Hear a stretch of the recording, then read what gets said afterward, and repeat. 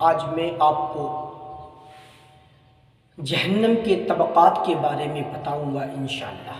بسم اللہ الرحمن الرحیم۔ لک الحمد یا اللہ ونسلمک یا رسول اللہ، اما بعد فاعوذ باللہ من الشیطان الرجیم، بسم اللہ الرحمن الرحیم۔ لہا سبعۃ ابواب، صدق اللہ العظیم۔ اللہ تعالیٰ نے جہنم کے کتنے طبقات پیدا فرمائے ہیں، اور اللہ تبارک و تعالیٰ نے جہنم کی آگ کو کتنے ہزار سال تک گرم کروایا ہے، اس کو دہکایا ہے فرشتوں نے۔ یہ میں انشاءاللہ بتاؤں گا، اور آج انشاءاللہ اس ویڈیو میں آپ یہ بھی جانیں گے کہ کون سے طبقے میں کون سے لوگ رہیں گے۔ تو دوستو، آپ سے میری گزارش ہے کہ آپ ویڈیو کو آخر تک ضرور دیکھیں۔ اس ویڈیو میں آپ کو بہت کچھ سیکھنے کو ملے گا۔ رب کائنات نے جہنم کو پیدا کیا اور اس کے 7 دروازے بنائے، جیسے کہ رب کائنات قرآن پاک میں ارشاد فرماتا ہے، لہا سبعۃ ابواب، اس کے دروازے لوہے کے ہیں جن پر لعنت کی تہہیں جبی ہوں گی، اللہ اکبر، اور اس کا ظاہر تانبے کا ہے اور باطن سیسے کا ہے۔ اس کی گہرائی میں عذاب الہی چھپا ہوا ہے اور اس کی اونچائی میں اللہ کی ناراضگی ہے۔ اس کی زمین تانبے، شیشے، لوہے کی ہوگی، اور اس میں رہنے والوں کے لیے اوپر نیچے دائیں بائیں چاروں طرف آگ ہی آگ ہوگی۔ اس کے طبقات اتنے خطرناک ہیں۔ سب سے نچلے طبقے میں کون لوگ رہیں گے؟ جو منافق ہوتے ہیں وہ لوگ رہیں گے۔ دوستو، حدیث پاک میں آتا ہے، نبی پاک صلی اللہ تعالی علیہ وسلم نے ارشاد فرمایا، جبریل علیہ السلام سے دریافت کیا گیا، اے جبریل، جہنم کی گرمی کے بارے میں بتاؤ، اس کے اندر گرمی کیسی ہے، اس کے شعلے کیسے ہیں؟ جسے کہ قرآن پاک میں رب کائنات ارشاد فرماتا ہے، انہا ترمی بشرر کالقصر، جہنم کے اندر جو چنگاریاں ہوں گی، جہنم کے اندر جو شعلے ہیں، وہ ایک شہر یا ایک گاؤں کی برابر بڑے ہیں۔ اللہ اکبر۔ یہ جہنم کی آگ کے شعلوں کا معاملہ ہے۔ جہنم کی آگ کس رنگ کی ہے؟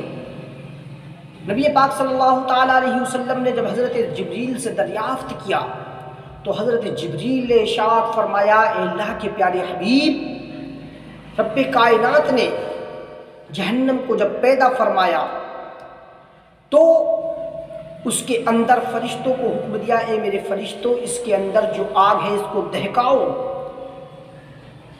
تو اس کے اندر آگ کو دہکایا گیا، تو اس آگ کا رنگ 1000 سال تک جب دہکایا گیا تو اس کا رنگ سرخ ہو گیا۔ 1000 سال کے بعد رب کائنات نے فرشتوں سے پوچھا، اے میرے فرشتوں بتاؤ کیسا رنگ ہے آگ کا، کیفیت کیا ہے؟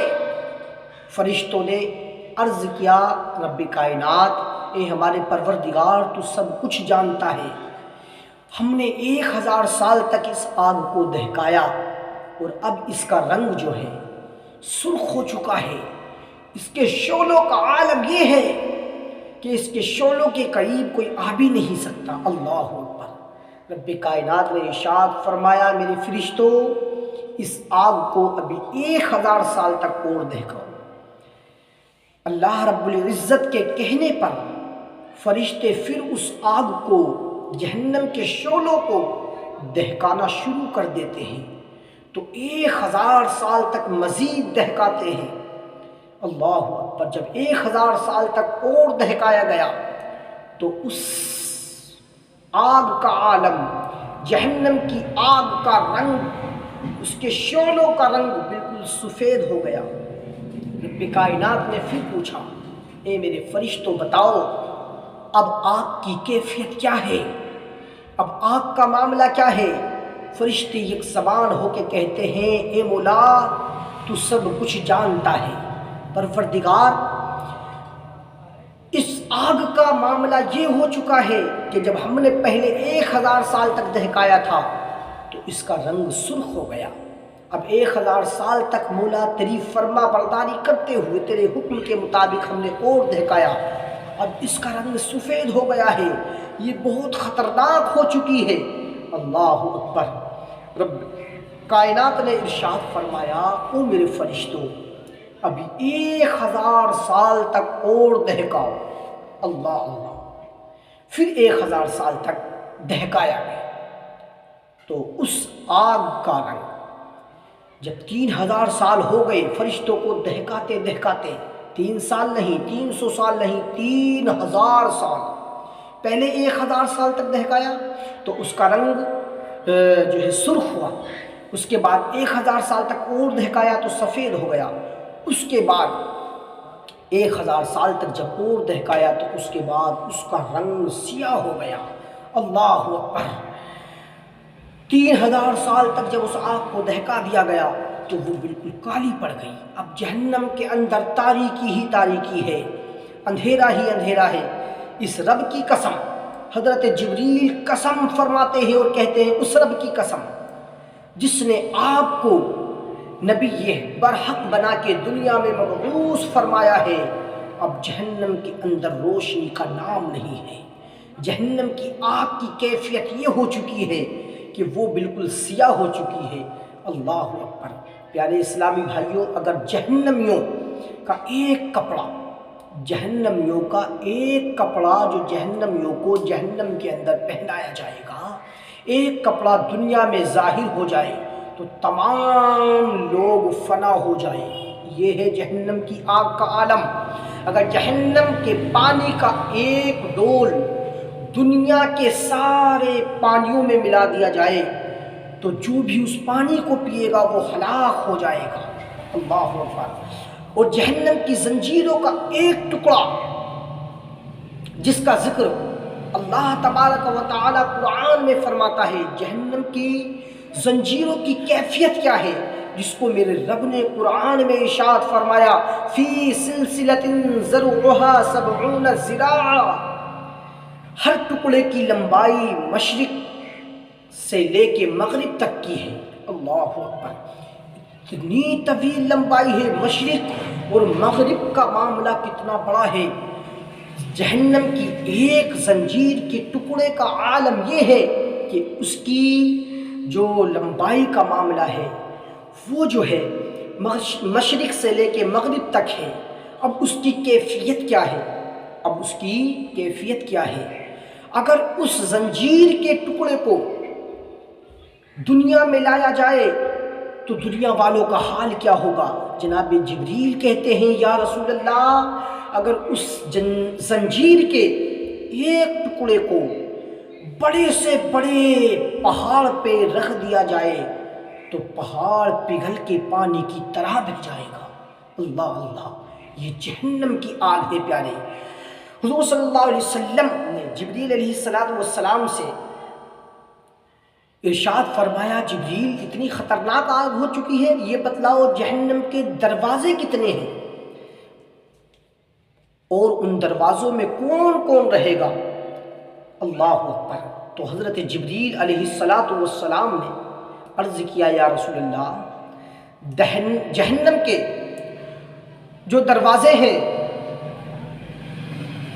وہ طبقات جو ہیں وہ 7 ہیں، اور ہر دروازے کا فاصلہ کتنا ہے؟ 70,000 سال کا فاصلہ ہے۔ ہر دروازے کا فاصلہ جو ہے 70,000 سال کا فاصلہ ہے۔ اگر ایک گھوڑا سوار 70,000 سال تک چلتا رہے تو ایک دروازے کی وہ مسافت کو طے کر پائے گا۔ اب آپ لگائیے، اور ایسے ایسے جہنم کے اندر 7 طبقات ہیں۔ اللہ رب العزت قرآن پاک میں ارشاد فرماتا ہے دوستو کہ جہنم کے دروازے اور جہنم کے طبقات بھی بہت خطرناک ہیں۔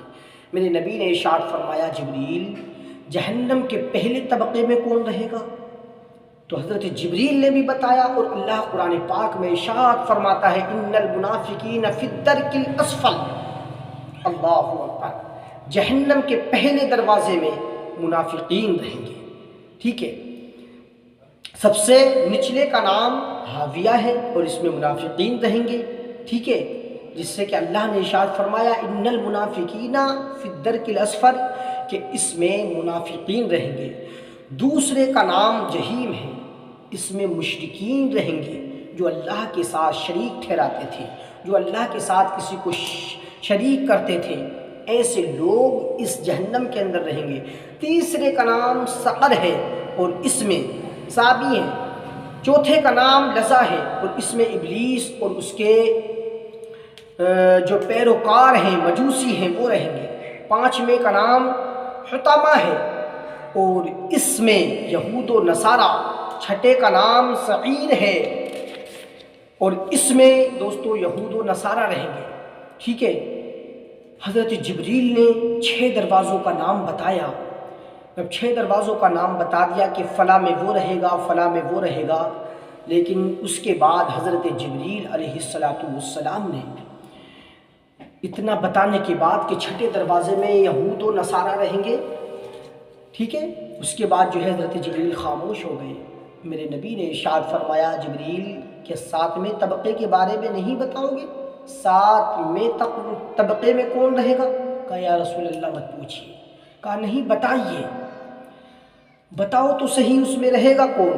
تو اللہ کے پیارے حبیب صلی اللہ تعالیٰ علیہ وسلم کے اصرار پر جناب جبریل علیہ السلام کہتے ہیں یا رسول اللہ 7ویں طبقے میں آپ کے وہ امتی رہیں گے جو گناہ کبیرہ کے مرتکب ہوئے اور بغیر توبہ کریں دنیا سے چلے گئے۔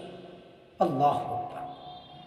جب یہ آیت نازل ہوئی وَإِن مِّنكُمْ وَارِدُهَا قرآن پاک کی، تو حضور علیہ السلام کو اپنی امت کی بڑی فکر ہوئی اور آپ بہت روئے۔ دوستو یاد رکھیے قیامت قریب ہے اور جہنم کی آگ بہت پرخطر ہے۔ اس آگ کا عالم یہ ہے کہ اگر سوئی کے ناکے کی برابر وہ آگ دنیا میں ڈال دی جائے تو اس کی گرمی سے دنیا والے فنا ہو جائیں، تباہ ہو جائیں۔ آپ اپنے جسم پہ غور کیجئے کہ ہمارا وہ نازک جسم جو ذرا سی ٹھنڈ برداشت نہیں کر سکتا، جہنم کی تکلیف کو کیسے برداشت کرے گا؟ جو ذرا سی گرمی کی برداشت نہیں رکھ سکتا، ایسا نازک جسم والا جہنم کے ایسے پرخطر شعلوں کی تاب کیسے لا سکے گا؟ اس نازک جسم پہ آپ رحم کیجیے، گناہوں سے توبہ کیجیے، گناہوں سے بچیے، باز آ جائیے اور اپنے رب کو راضی کیجیے۔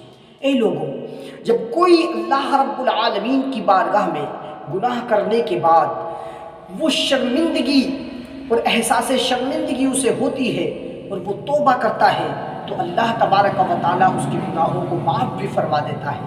جیسے کہ حدیث پاک میں اللہ کے رسول ارشاد فرماتے ہیں التائب من الذنب کمن لا ذنب لہ، گناہ کرنے کے بعد جس نے توبہ کی گویا وہ ایسے ہو جاتا ہے کہ اس نے گناہ کیا ہی نہیں۔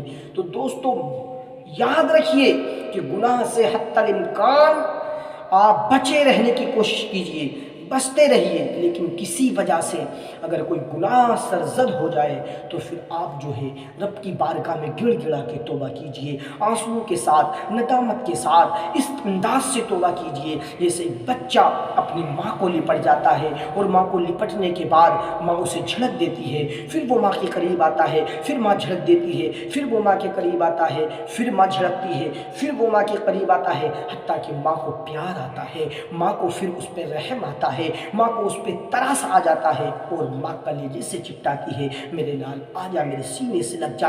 اسی طرح سے رب کائنات کی بارگاہ میں آپ آ جائیے، توبہ کیجئے، اتنا گڑ گڑائیے تاکہ رب کائنات کی رحمت پکار اٹھے، اے میرے بندے جا، میں نے تیرے تمام گناہوں کو بخش دیا ہے، میں نے تیری خطاؤں کو معاف فرما دیا ہے، بول اب تو کیا مانگنا چاہتا ہے؟ رب کی رحمت دریا جوش میں آ جائے، رب کا دریائے کرم جوش میں آ جائے اور رب کائنات گناہوں سے ہمیں آزادی دے کے ہمیں جنت کا پروانہ دے دے۔ اس لیے دوستو کہنے کا مقصد یہ ہے، کہنے کا معاملہ یہ ہے کہ آپ جو ہے گناہوں سے باز آ جائیے اور اپنے رب کی بارگاہ میں توبہ کیجئے اور جہنم کے عذاب سے ڈریے، اللہ رب العالمین کی ناراضگی سے ڈریے اور اپنے رب کی رضا حاصل کیجئے۔ جو بھی کام کریں اللہ کی خوشنودی کے لیے کریں، انشاءاللہ اللہ تبارک و تعالی ہم سب کو ضرور دین و دنیا میں کامیاب اور کامران فرمائے گا۔ اللہ تبارک و تعالی ہمارے تمام گناہوں کو معاف فرمائے، اس چینل کو دیکھنے والے کے تمام گناہوں کو معاف فرمائے۔